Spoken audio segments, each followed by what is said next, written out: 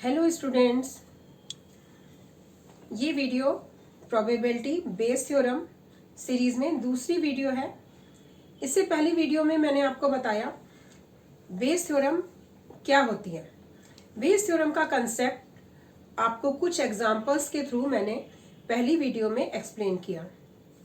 अब इस वीडियो में मैं आपके लिए कुछ और नए एग्जांपल्स एक्सप्लेन करूंगी, जिससे आपको बेस थ्योरम और क्लियर होगी और वैरायटी ऑफ क्वेश्चंस आप कर पाएंगे।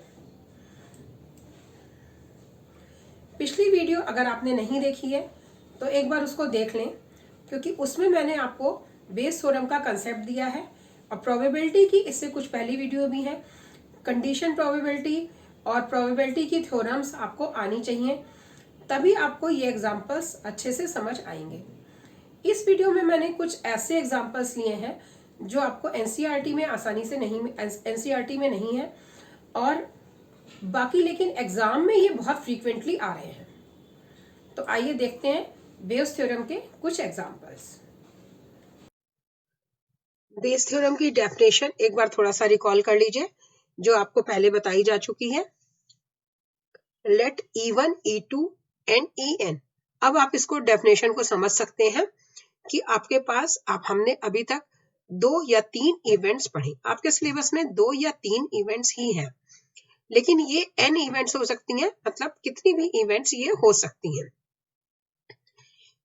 लेकिन n events mutually exclusive and exhaustive events होने चाहिए विद नॉन जीरो प्रोबेबिलिटीज, यानी इनकी सबकी प्रोबेबिलिटी जो है वो जीरो नहीं होनी चाहिए। Of random experiment, if A be any arbitrary event of the sample space of the above experiment which occurs with E1 or E2 और En तक जा सकते हैं ये, and PA is not equal to 0, probability of A जो है ये 0 नहीं होनी चाहिए। तब आपका ये फॉर्मूला होता है जो आप यूज कर रहे हैं, इसको आई में और उसमें लिखा, यहाँ पे लिखा गया है, आप E1, E2, E3 में यूज करते हैं। अब हम इसके और क्वेश्चंस देखेंगे। ये क्वेश्चन इंपॉर्टेंट क्वेश्चंस हैं। जितने भी क्वेश्चंस यहाँ लिए जा रहे हैं सारे क्वेश्चंस इंपॉर्टेंट हैं। थोड़ा हम इजी टू डिफिकल्ट की ओर चलेंगे। पहले हम पिछली स्लाइड्स में जो लिए थे, पिछली वाली अगर आपने वीडियो नहीं देखी है तो आप एक बार उसको देख लें, वो बिल्कुल कंसेप्ट आपको क्लियर कर देगी। अब यहाँ पे देखिए, ये एनसीईआरटी का क्वेश्चन लिया गया है 13.3 एक्सरसाइज से। देयर आर 3 कॉइन्स, आपके पास 3 कॉइन्स हैं, 3 कॉइन्स आपके पास हैं। अब ये अलग अलग वैरायटी के कॉइन्स हैं।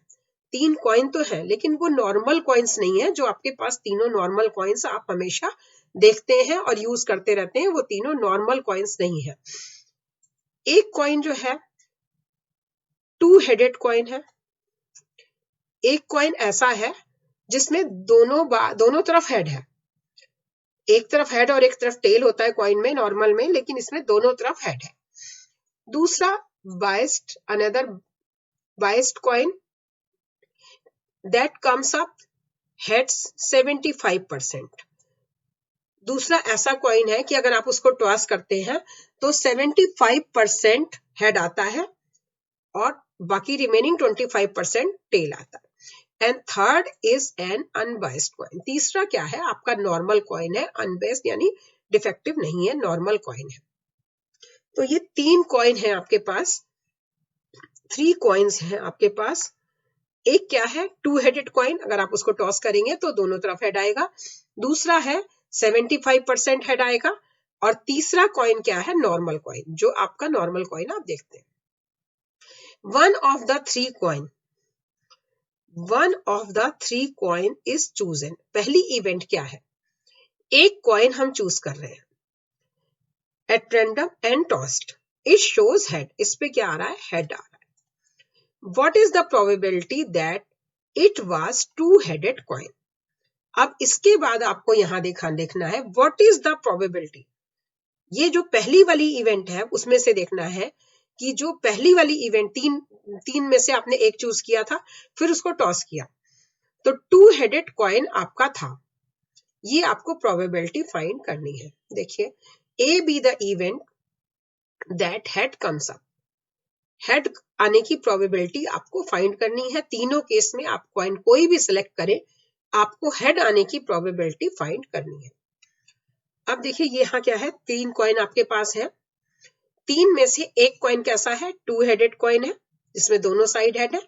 दूसरा कॉइन कैसा है, बेस्ड कॉइन है जिसमें 75% आता है। तीसरा अनबेस्ड यानी नॉर्मल कॉइन है, जो नॉर्मल कॉइन होता है आपके पास वो है। तो यहाँ हेड आने की प्रोबेबिलिटी क्या होगी, जब आप 2 हेडेड कॉइन को टॉस करेंगे तो दोनों साइड हेड है तो हेड ही आएगा, श्योर इवेंट है ये कि दोनों साइड जब उसमें हेड है तो आप टॉस करेंगे हेड ही आएगा, तो इसकी प्रोबेबिलिटी हो गई 1। अब बेस्ट कॉइन में आपको क्वेश्चन में दिया है 75% हेड आता है, यानी 75/100 ये हेड हो गए आने की प्रोबेबिलिटी हो गई। हमें हेड आने की प्रोबेबिलिटी क्यों फाइंड करनी है, क्योंकि हमने ए इवेंट है, हमारी तीनों केसेस में हेड आना चाहिए, हमें ये प्रोबेबिलिटी फाइंड करनी है, head comes up. Unbiased coin यानी नॉर्मल जो कॉइन होता है अनबाइस्ड, उसमें प्रोबेबिलिटी क्या होती है 1/2। यहाँ पे क्योंकि ये पॉइंट में लिया है तो हमने इसको पॉइंट में ले लिया, 50% हेड आता है और 50% टेल आता है। ये आपकी तीनों इवेंट हो गई। अब यहाँ पे देखिए E1, E2, E3 क्या है कि 3 में से आप एक कॉइन सेलेक्ट कर रहे हैं, E1, E2, E3 3 में से आप एक कॉइन सेलेक्ट कर रहे हैं, क्योंकि यहाँ क्वेश्चन में कहा गया है कि तीनों कॉइन बिल्कुल एक जैसे हैं, देखने में आपके पास तीनों रखे हैं, तो जब तक आप उसको उठाएंगे नहीं हाथ में तब तक आपको पता नहीं चलेगा कि आपका कौन सा कॉइन है, अलग अलग डिफरेंशिएट नहीं हो रहे हैं, वो तीनों कॉइन एक जैसे हैं। अगर तीनों कॉइन एक जैसे हैं तो उसमें सेलेक्ट करने की प्रोबेबिलिटी E1, E2, E3 तीनों 1/3 होंगी। तीनों में से कोई भी आप एक सेलेक्ट कर रहे हैं तो उसकी प्रोबेबिलिटी हो गई 1/3। रीजन क्या है, क्योंकि यहाँ तीनों कॉइन एक जैसे हैं। अगर तीनों कॉइन एक जैसे नहीं होंगे तो ये प्रोबेबिलिटी 1/3 नहीं होगी। अब देखिए यहाँ E1 यानी आपका हेड आ रहा है, लेकिन कौन से कॉइन से, 2 हेडेड कॉइन से, तो 1 है। E2 यानी आपका 75% वाले से आ रहा है तो 0.75। E3 यानी नॉर्मल कॉइन है आपका, तो उसकी प्रोबेबिलिटी है 0.50। अब आपको बस ये वैल्यूज रख देनी है। आपको फाइंड क्या करना है, E1A फाइंड क्या करना है आपको, E1A मीनिंग प्रोबेबिलिटी, ये लास्ट लाइन अब आपको यहाँ पे ध्यान से पढ़नी है, प्रोबेबिलिटी दैट 2 हेडेड कॉइन, पहले जो लिखा है आपको वही पहले लिखना है, 2 हेडेड कॉइन, ये कौन सी इवेंट है, E1 है, E2 है या E3 है, यहां से आपको ये डिसाइड कर लेना है, क्योंकि 2 हेडेड कॉइन लिखा है और 2 हेडेड कॉइन हमारी E1 है, तो हमने पहले E1 लिखा।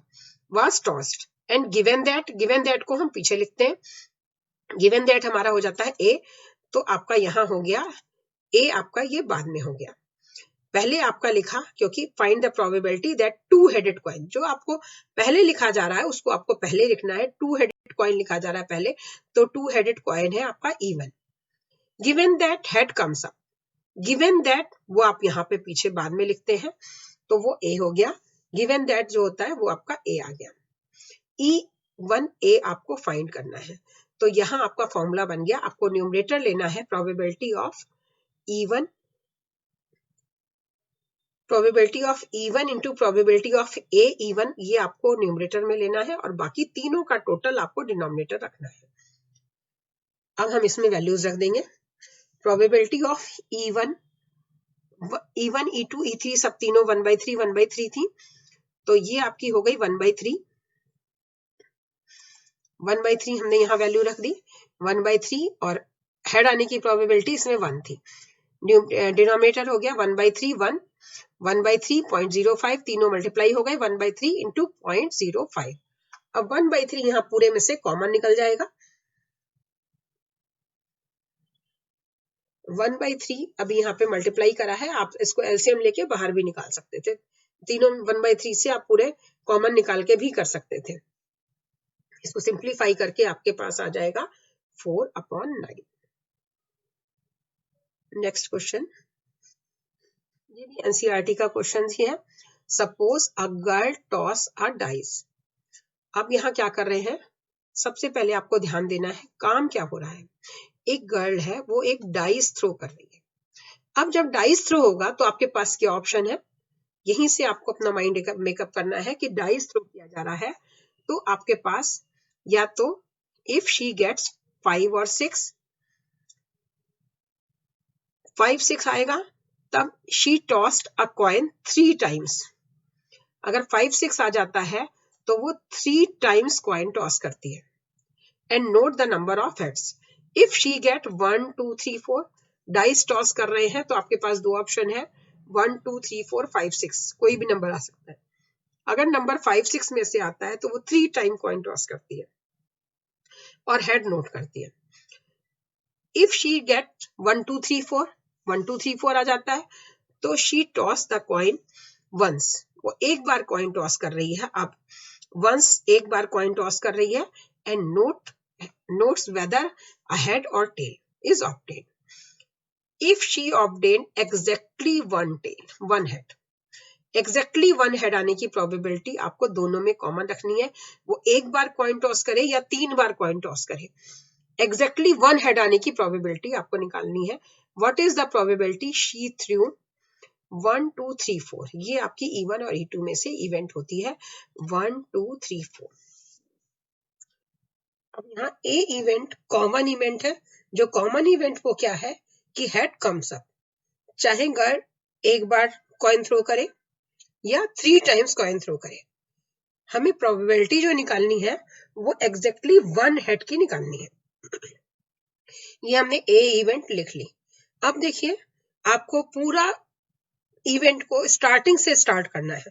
स्टार्टिंग से मतलब आपको सबसे पहले देखना है कि हो क्या रहा है आपकी इवेंट में, क्या कहां से शुरू कर रहे हैं, वहां से ही हम स्टार्ट करेंगे। क्या है, एक गर्ल है, उसने एक डाइस थ्रो करा, डाइस थ्रो कर रहे हैं। अब आपको पता है डाइस थ्रो करते हैं तो आपका नंबर क्या क्या आते हैं, 1 2 3 4 5 6, ये 6 नंबर आपके आ सकते हैं, सिंपल डाई थ्रो कर रहे हैं।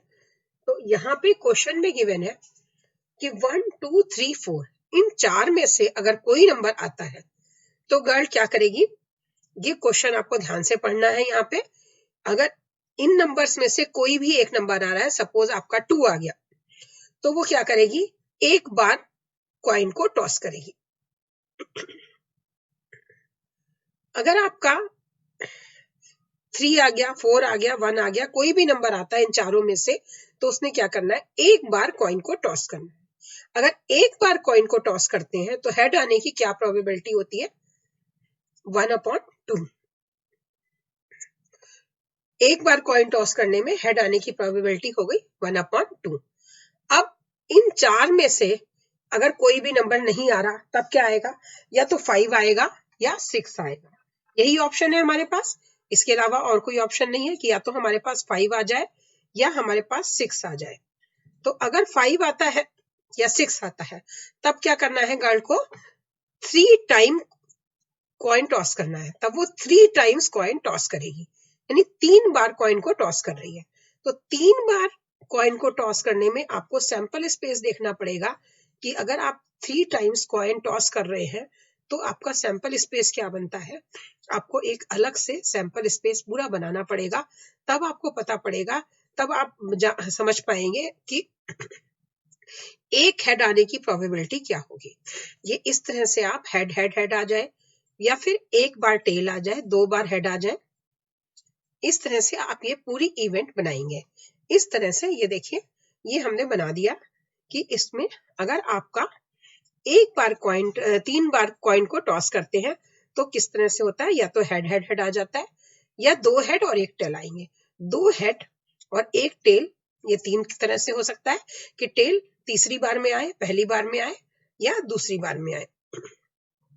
इसी तरह से एक हेड और 2 टेल आ सकते हैं, एक बार हेड आ जाए, 2 बार टेल आ जाए या फिर तीनों बार टेल आ जाए। तो ये आपकी सैंपल इवेंट्स, सैंपल स्पेस बन गया 3 टाइम्स कॉइन टॉस करने का। तो अब हमें चाहिए सिर्फ हेड एक बार, exactly one head. Exactly one head हमारा कितनी बार आ रहा है, ये 3 है, 3 बार में एग्जैक्टली वन हेड आ रहा है। तो यानी ये 3/8, इसकी प्रोबेबिलिटी हो गई 3/8, ये आपकी प्रोबेबिलिटी हो गई 3/8। अब देखिए, अब हम डिसाइड करेंगे कि E1 ये हमारी पहली इवेंट होती है, E2 हमारी दूसरी इवेंट होती है, E1 E2। अब हम सबकी प्रोबेबिलिटी लिखेंगे, जितनी भी हमने जो भी इवेंट्स हमारी चल रही हैं इन सब की प्रोबेबिलिटी। पहली वाली 4 नंबर्स है हमारे पास, तो 4/6 हो गई। दूसरी में टू नंबर्स है, तो 2/6। इस क्वेश्चन में हम इसको यहाँ सिंप्लीफाई नहीं कर रहे क्योंकि डिनोमिनेटर पूरा एक साथ कैंसिल हो जाएगा। आप चाहे तो सिंप्लीफाई करके कर सकते हैं, फिर एलसीएम लेना पड़ता है। अब देखिए A E1 क्या है, 1/2, ये हमने अभी निकाला। AE2 क्या है, 3/8, ये भी हमने अभी कैलकुलेट करा। अब आपको क्वेश्चन फिर से ध्यान से पढ़ना है। अब आपको क्वेश्चन की लास्ट लाइन पढ़नी है। इस क्वेश्चन को एक बार आप रीड कर लीजिए। बेस थ्योरम का क्वेश्चन को आप एक बार रीड करने के बाद पार्ट्स में समझिए। पार्ट्स में समझने का मतलब ये है कि पहले आप एक क्वेश्चन एक बार रीडिंग कर लीजिए, फिर आप पहली इवेंट डिसाइड करिए सबसे पहले शुरू से क्या हो रहा है, पहली इवेंट क्या है, दूसरी इवेंट क्या है। अब जब आप प्रोबेबिलिटी सबकी लिख चुके, फिर अब आपको लास्ट पढ़ना है कि क्या लिखा है क्वेश्चन में, फाइंड द प्रोबेबिलिटी। ये यहाँ हमने फाइंड नहीं लिखा, लेकिन आपको वहां से क्वेश्चन पढ़ना है जहां पे फाइंड द प्रोबेबिलिटी लिखा होगा। क्वेश्चन में फाइंड द प्रोबेबिलिटी लिखा है आपके पास दैट 1 2 3 4 1 2 3 4 आए जब लड़की डाइस थ्रो करे, और फिर गिवन दैट, यहाँ पे गिवन क्या होता है, जो गिवन होता है उसको हम यहाँ लेते हैं, लास्ट में लेते हैं स्लैश के बाद, और जिसकी हमें प्रोबेबिलिटी फाइंड करनी है वो हमारी पहली इवेंट होती है। Find the probability 1 2 3 4 comes up, 1 2 3 4 आ रहा है यानी E1 हो गया, and given that head comes up, head single head comes up, तो ये A हो गया। तो इस तरह से हम यहाँ डिसाइड करके लिखते हैं। फिर इसके बाद अब आपको फॉर्मूला लिखना है। फॉर्मूले के बाद फॉर्मूले में फेवरेबल इवेंट यानी E1 आपका न्यूमरेटर होगा और डिनोमिनेटर टोटल, यही आपका फॉर्मूला होता है प्रोबेबिलिटी का। तो यहाँ हमने ये रख दिया फॉर्मूला। अब हम सारी वैल्यूज रख देंगे।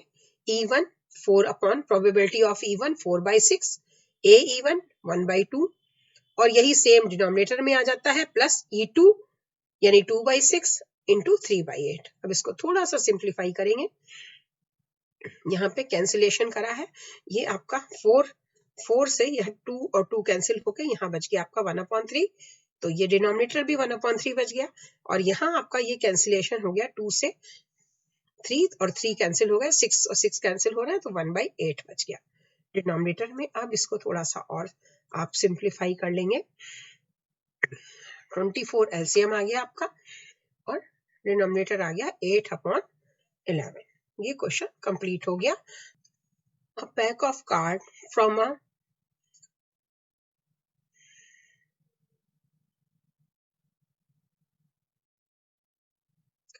card from a pack of 52 cards is lost। अब इस क्वेश्चन में 52 कार्ड्स का पैक आपको पता है, लेकिन उसमें क्या हुआ है, एक कार्ड लॉस्ट हो गया, एक कार्ड खो गया। फ्रॉम द रिमेनिंग कार्ड्स, अब जो कार्ड बचते हैं, एक कार्ड खो गया है, उसके बाद क्वेश्चन स्टार्ट हो रहा है। From the remaining cards of the pack 2 cards are drawn. Remaining card से 2 कार्ड निकाले जा रहे हैं। Are found to be diamonds, जो दोनों कार्ड निकाले जा रहे हैं वो डायमंड आने हैं। इसकी प्रोबेबिलिटी आपको फाइंड करनी है कि found to be diamonds. Find the probability of missing card is to be diamond. 2 card आपको निकालने हैं, जबकि जो मिसिंग कार्ड है, जो कार्ड खोया है, वो भी डायमंड का खोया है। अब देखिए, हमें जो कार्ड निकालने हैं, कार्ड हमारा कोई भी खोए, लेकिन जो हमें प्रोबेबिलिटी निकालनी है वो दोनों कार्ड डायमंड होने चाहिए हर केस में। तो ए इवेंट हमारी बनती है, A B the event that 2 cards are drawn diamonds. Diamonds card हमें निकालने हैं, दोनों कार्ड जो हमें निकालने हैं वो डायमंड। अब क्वेश्चन को शुरू से समझते हैं। क्या स्टार्टिंग में हो रहा है, प्लेइंग कार्ड्स आपके पास है। प्लेइंग कार्ड में आपके पास क्या क्या चीजें होती हैं, पहले हम इसको समझ लेते हैं। हमारे पास क्या होता है, क्लब है, 13 क्लब होते हैं, 13 स्पेड होते हैं, 13 डायमंड होते हैं एंड 13 हार्ट होते हैं। चारों के 13 कार्ड हमारे पास होते हैं। लेकिन आपको ध्यान क्या करना है, क्वेश्चन में ये कहा जा रहा है एक कार्ड खो गया है जो कि डायमंड का है। हमें जो प्रोबेबिलिटी फाइंड करनी है, कोई भी कार्ड सकता है, कोई भी कार्ड आपका खो सकता है, लेकिन क्वेश्चन में हमें ये कहा गया है जो कार्ड खो रहा है वो डायमंड है, हमें उसी की प्रोबेबिलिटी निकालनी है। तो देखिए अब यहाँ हमारे पास इस क्वेश्चन में कितने क्लब हमारे पास बचे, 13, स्पेड भी 13 है, डायमंड 12 है और हार्ट 13 है। टोटल कितने कार्ड्स है, 51 कार्ड्स है। अब हमें क्या करना है, 2 कार्ड निकालने हैं जो कि डायमंड के हों।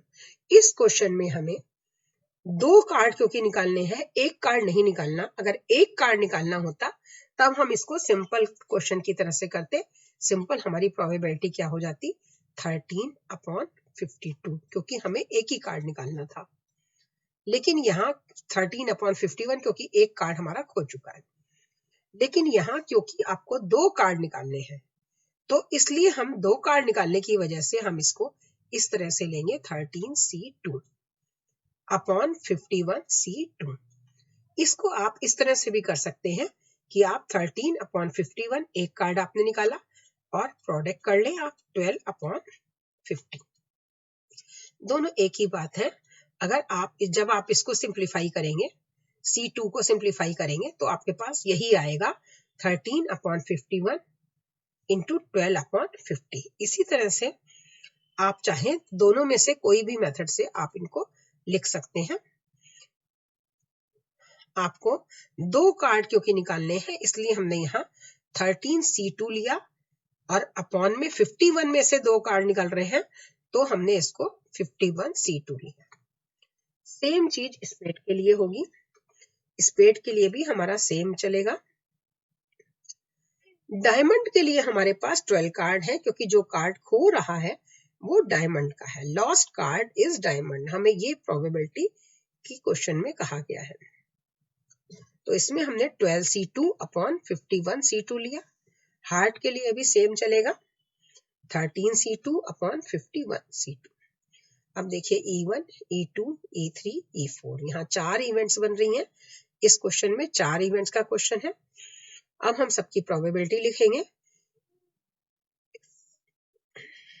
E1 यानी क्लब अगर आपको निकालना है, अगर आपका कार्ड खोया भी नहीं है, सिंपल प्रोबेबिलिटी आपकी, अगर आपको सिंपल प्रोबेबिलिटी हम देखते हैं E1 मतलब तो 13/52, E2 भी 13/52, चारों सेम होंगी यहाँ क्योंकि अभी हमारा पहले शुरू में हम सिंपल कार्ड निकाल रहे हैं।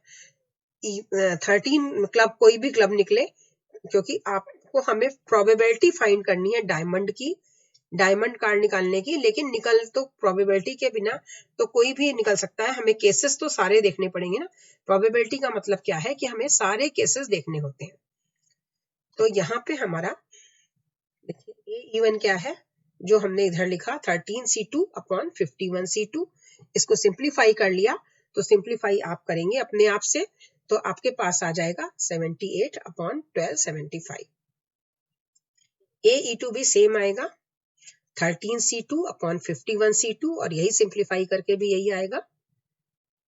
E3 में चेंज आएगा क्योंकि यहाँ 12C2 है, तो यहाँ आपका इसको सिंप्लीफाई करके आ रहा है 66/1275।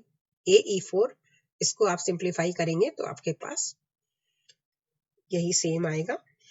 अब देखिए, अब आपको क्वेश्चन फिर से समझना है। लास्ट लाइन आपको क्या कहा जा रहा है, find the probability that missing card is diamond. Missing card is diamond यानी हमें E3 वाला ऊपर लेना है। E3 में हमारा क्या हो रहा है, डायमंड का कार्ड लॉस हो रहा है। E3 हमारी इवेंट क्या है कि डायमंड का कार्ड लॉस हो रहा है। Given that 2 cards are drawn diamond, given वाली इवेंट जो होती है उसको हम ए लेते हैं, स्लैश के बाद में लिखते हैं।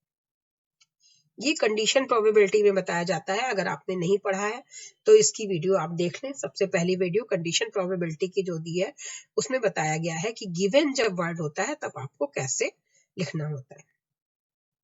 अब यहाँ देखिए फेवरेबल इवेंट हो गई आपकी E3 और अपॉन में टोटल यानी E1 वाली पहले plus E2 plus E3 plus E4 क्योंकि यहाँ 4 इवेंट है।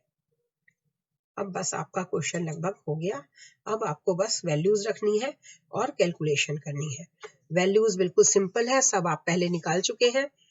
यहाँ पे 1/4 into 66 upon 1275 upon 1/4 into 75 upon 1275 plus 1/4 into 75 upon 1275 plus 1/4 65 upon 1275 plus 1/4 75 upon 1275। अब देखिए डिनोमिनेटर आपका पूरा कॉमन निकल रहा है। कॉमन निकाल के कैंसिल करने के बाद आपके पास न्यूमरेटर में बच जाएगा 66 और डिनोमिनेटर में हो जाएगा 66 प्लस 3 इंटू 75। ऐसे भी कर सकते हैं आप इसको सॉल्व करने के बाद आपके पास आ जाएगा 300 और फिर इसको थोड़ा सा और सिंप्लीफाई करके आपका फाइनल आंसर आ गया 11/50। डियर स्टूडेंट, ये एक इम्पॉर्टेंट क्वेश्चन है, बहुत इंपॉर्टेंट क्वेश्चन है। ये बोर्ड के एग्जाम में आ चुका है। इसमें आपको ध्यान ये रखना है कि आपका जो मिसिंग कार्ड है यहाँ पे चेंज करके आ सकता है क्वेश्चन। केस स्टडी में भी बन सकता है। मिसिंग कार्ड डायमंड के बजाय क्लब, हार्ट, स्पेड कोई भी हो सकता है। तो आपको अकॉर्डिंगली वही चेंजेस कर लेने हैं। सेम वही चलना है आपको, बस यहाँ वर्ड बदलना है डायमंड, क्लब। और यहाँ पे इस क्वेश्चन में एक और चेंज होता है जो पहले 2-3 साल पहले बोर्ड के एग्जाम में आया है। 3 कार्ड्स फाइंड करिए। अभी आपने 2 कार्ड्स फाइंड करे। इस क्वेश्चन में हमने पूरे में 2 कार्ड्स ड्रॉ करे, लेकिन पहले बोर्ड के एग्जाम में आ चुका है जो क्वेश्चन, उसमें 3 कार्ड्स ड्रॉ करें। तो इसको भी करने में आपको कोई दिक्कत नहीं है। आपको 13C3 ले लेना है, 13C3 एंड 12C3 और अपॉन में आपको 51C3 ले लेना है। कोई प्रॉब्लम नहीं है, आप बिल्कुल इजीली आराम से इस क्वेश्चन को कर पाएंगे अगर 3 कार्ड्स के लिए भी आता है तो। एक और इम्पोर्टेंट क्वेश्चन, ये भी इम्पोर्टेंट क्वेश्चन है। ये बहुत सारे इंटरव्यूज के पॉइंट ऑफ व्यू से और केस स्टडी के पॉइंट ऑफ व्यू से इम्पोर्टेंट क्वेश्चन है। A letter is known to have come from either Tatanagar और कलकत्ता। एक लेटर आ रहा है, वो टाटानगर से आ रहा है या कलकत्ता से आ रहा है, दोनों में से कहीं से आ रहा है। On the envelope, just 2 consecutive letters TA are visible। अब क्या है, जो लेटर का एनवेलप है उस पे आपको सिर्फ 2 consecutive वर्ड्स दिख रहे हैं, लेटर्स दिख रहे हैं, TA दिख रहा है। अब TA टाटानगर में भी है और कलकत्ता में भी है, TA यहाँ भी है और यहाँ भी है। अब ये नहीं पता चल रहा कि ये लेटर आ कहाँ से रहा है। What is the probability that letter has come from Tatanagar? Letter has come from Tatanagar, ये आपको फाइंड करना है। अब देखिए ए इवेंट क्या है जो दोनों में कॉमन है। लेटर आपका चाहे टाटानगर से आए और चाहे कलकत्ता से आए, दोनों में से कहीं से भी लेटर आया, चाहे आपको टाटानगर से आया हो चाहे कलकत्ता से आया हो, लेकिन आपको एनवलप पे क्या दिख रहा है, टीए। एनवलप पे आपको टीए ही दिख रहा है दोनों केसेस में। तो यहाँ कॉमन इवेंट हमारी हो गई ए। 2 कॉन्सिक्यूटिव लेटर्स में से आपको टीए दिख रहा है। अब हम इस इवेंट को समझते हैं स्टार्टिंग से कि पहले से क्या हो रहा है। स्टार्टिंग में क्या हो रहा है, लेटर आ रहा है, सबसे पहले आपके पास लेटर आया। अब ये लेटर आपके पास या तो टाटानगर से आ रहा है या कलकत्ता से आ रहा है, दोनों में से कहीं से भी हो सकता है कि लेटर आपके पास टाटानगर से हो या कलकत्ता से हो। अब हमें दिख क्या रहा है यहाँ, टीए। अब हमें क्या करना है, टीए दिखने के लिए प्रोबेबिलिटी बनानी है। तो हम इसको कैसे करेंगे, देखिए हम पहले इसके शुरू से लेटर्स को लिखना शुरू करेंगे। पहले हम पहला वाला लेटर लिखेंगे टीए, फिर हम टी को छोड़ देंगे, ये टी को आप कट कर दीजिए, AT। फिर हम क्या करेंगे, ए को कट करेंगे और फिर लिखेंगे TA। तो इसी तरह से हम एंड तक के सारे लेटर्स को बनाते चले जाएंगे। देखिए किस तरह से बनाएंगे हम इसको, यहाँ पे ये बन गया। देखिए कैसे बनाते हैं कि पहले आपने पहला लेटर, पहले वाले 2 लेटर जो है अगर आपको विजिबल है, हमने पहले देखा कि हमें हो सकता है कि पहले वाले 2 लेटर ही विजिबल हो। फिर हमने क्या किया, टी को छोड़ दिया, पहले हमारे 2 लेटर हो सकते हैं, फिर हमने पहले वाले 2 लेटर्स हमारे हुआ है यहाँ पे, फिर हमने क्या किया, टी को छोड़ा। अब आपके पास क्या बचा, नेक्स्ट 2 लेटर्स में AT आ गया। फिर आपको क्या करना है, ए को छोड़ देना है। अब आपके नेक्स्ट 2 लेटर्स क्या है, TA। कॉन्सिक्यूटिव लेटर्स लेने हैं, तो हम इसी तरह से एक एक लेटर को छोड़ते जाएंगे। हमने टी को छोड़ा, अब आपके पास नेक्स्ट 2 लेटर क्या आ गए, AN। फिर हम क्या करेंगे, ए को छोड़ेंगे, अब हमारे पास नेक्स्ट 2 लेटर्स आ गए NA। फिर हमने क्या किया, N को छोड़ा, अब हमारे पास नेक्स्ट 2 लेटर्स आ गए AG। फिर हमने क्या किया, ए को छोड़ा, अब हमारे पास नेक्स्ट 2 लेटर आ गए GA। अब G को छोड़ा, तब आपके पास आ गए A और R। अब हम अगर ए को छोड़ते हैं तो हमारे पास एक ही लेटर बचता है, 2 लेटर्स नहीं बचते। ये चीज आपको ठीक से समझ आ जानी चाहिए, बस यही आपको ठीक से समझनी है। एक बार फिर से देखेंगे इसको कि कैसे हम कर रहे हैं। पहले हम, अगर आपको पूरा टाटा नगर मिट गया है, सिर्फ आपका क्या है, फर्स्ट 2 लेटर विजिबल हो सकते हैं, तो TA हो गया। अब हम इसी तरह से एक एक लेटर को छोड़ते जाते हैं और आगे तक बनाते जाते हैं। अब हमने क्या किया, टी को छोड़ दिया, नेक्स्ट लेटर्स हमारे पास आ गए AT। फिर हमने क्या किया, ए को छोड़ा, नेक्स्ट 2 लेटर्स आपके हो गए TA। फिर आप ए को छोड़ेंगे तो आपके पास नेक्स्ट 2 लेटर, एक एक को हम छोड़ते जा रहे हैं और इसी तरह से हमने पेयरिंग बना ली। इसी तरह से हमने पूरी पेयरिंग बनाई है, हमने एक लेटर को छोड़ा है और फिर नेक्स्ट लेटर लिया, लास्ट तक गए। अब इनमें से कोई भी सेट आपका विजिबल हो सकता है, लेकिन क्वेश्चन में कहा जा रहा है कि विजिबल क्या है, TA। TA कितनी बार है, ये 2 बार है आपके पास TA। बाकी आपका कोई भी विजिबल नहीं है, AT विजिबल नहीं है, आपका TA विजिबल है। लेटर के ऊपर क्या दिख रहा है, TA। अब TA यहाँ कितनी बार आया है, 2 बार, और टोटल आपके पास ऑप्शन है 8। टोटल 8 ऑप्शन है, तो आपके पास हो गया 2/8। बस आपको मेन यही समझना है। इसी तरह से हम कलकत्ता के लिए करेंगे। कलकत्ता के लिए हमने करा तो पहले वाले 2 लेटर्स जो है हमारे पास वो क्या है, फर्स्ट 2 लेटर्स तो हमारे पास है CA। फिर हम क्या करेंगे, C को छोड़ेंगे, तब आपके पास क्या बचा, AL। फिर हम क्या करेंगे, A को छोड़ेंगे तो आपके पास बचा LC। नेक्स्ट L को आपने छोड़ा तो आपके पास बचेगा CU। फिर आप C छोड़ देंगे तो आपके पास आ गया UT। फिर U छोड़ा तो आपके पास आ गया TT। फिर आप T छोड़ेंगे तो आपके पास आ गया TA। अब आपको T छोड़ने के बाद एक ही लेटर बचेगा, जबकि हमारे एनवलप पे 2 लेटर्स विजिबल है। तो 2 लेटर्स विजिबल हैं, तो इसी तरह से हमने यहाँ कलकत्ता के लिए पेयरिंग कर ली। अब कलकत्ता में आपके पास TA कहाँ है, जो आपके एनवलप पे विजिबल है, ये है सिर्फ एक बार।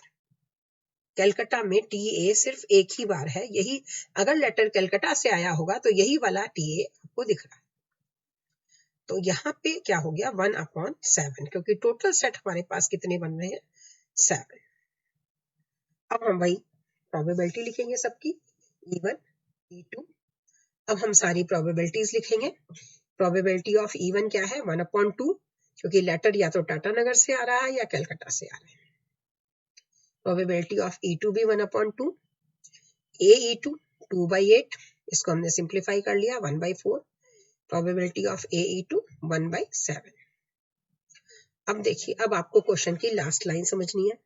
लास्ट लाइन में क्या क्वेश्चन लिखा है, find the probability if letter come from Tatanagar, ये आपको क्वेश्चन में कहा जा रहा है। Find the probability if letter come from Tatanagar. Tatanagar वाली इवेंट आपकी कौन सी थी, E1। टाटा नगर की इवेंट आपकी है E1। Given that 2 consecutive letter TA are visible। तो गिवन दैट जो लिखी जाती है, गिवन वाली इवेंट जो होती है वो हमारी ए होती है, वो हम इसको बाद में लिखते हैं ए इवेंट। तो इस तरह से आपकी ये हो गई E1 A, ये आपको फाइंड करनी है। जो फाइंड द प्रोबेबिलिटी लिखा होता है उसको पहले लिखना होता है, और जो गिवन होती है उसको स्लैश करके लिखते हैं। अब देखिए आपका क्या हो गया, फेवरेबल अपॉन टोटल।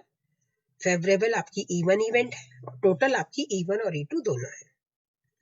अब बस आसान काम है, इसमें वैल्यूज रख दीजिए 1/2 into 1/4 upon 1/2 into 1/4 plus 1/2 into 1/7। अब इसको थोड़ा सा सिंप्लीफाई करेंगे, 1/8 अपॉन 1/8 प्लस 1/40। एलसीएम लेंगे और कैंसिलेशन करेंगे तो आपके पास बचेगा 7/11। ये कंप्लीट हो गया। इसको ध्यान से कर लीजिएगा, इंपॉर्टेंट क्वेश्चन है ये भी, और इस पे केस स्टडी के क्वेश्चन भी बनेंगे, और इंटरव्यू में भी इस पे छोटे छोटे से क्वेश्चन इस तरह से बन सकते हैं। ये वर्ड आपको टाटा नगर के अलावा कोई भी दिया हो, आपको इसी तरह से एक लेटर छोड़ के एक एक लेटर को आगे चल के एक एक लेटर से आगे कॉन्सिक्यूटिव 2-2 लेटर्स की प्रोबेबिलिटी निकालनी होती है।